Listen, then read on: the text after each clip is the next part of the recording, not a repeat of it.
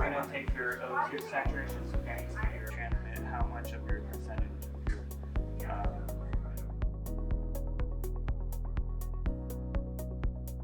Coming here to the University of Massachusetts, I saw a really nice opportunity to create that same environment, only let's do it with undergraduate and graduate students so that we can create the next generation of healthcare innovators that already have the skills to practice in that way and really speed up the clock for healthcare innovation.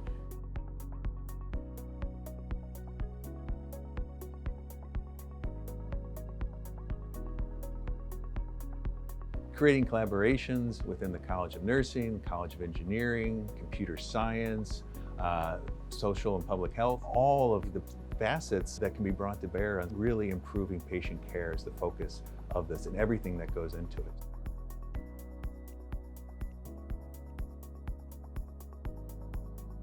And part of the reason that I left practice was because I knew how these pumps needed to be set up in order for my patient to be getting the right amount of medication.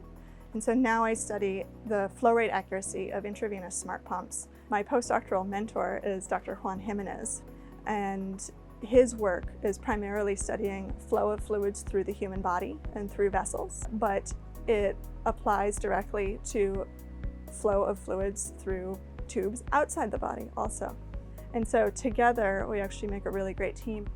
So by putting the technical expertise of the engineers together with the healthcare operational knowledge from the front lines of care, really help to make the best products. And that's good for everybody. It's good for the nurses because they're easier to use. It's good for the patients because they work better. And it's really good for the companies because they build products that sell and that create value and that help to improve healthcare, which is exactly their mission. Because a big part of our center too is also building the faculty to basically advise the students, actually creating those connections across the campus. My background is in transportation safety, and we often use eye tracking to understand what drivers are looking at when they're driving on the road.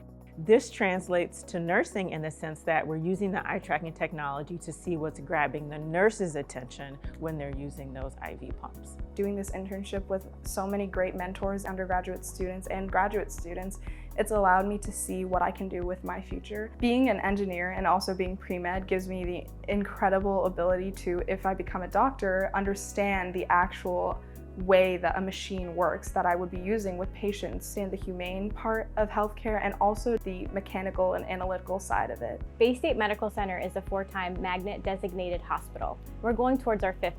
Working with a center helps us leverage our need to have research as part of the accreditation. Frank and Gina are currently at Bay State looking at nursing workflow and how robots can be integrated into the daily work of a nurse. And currently, they're working on a robot that's going to help nurses with wound care. Me too.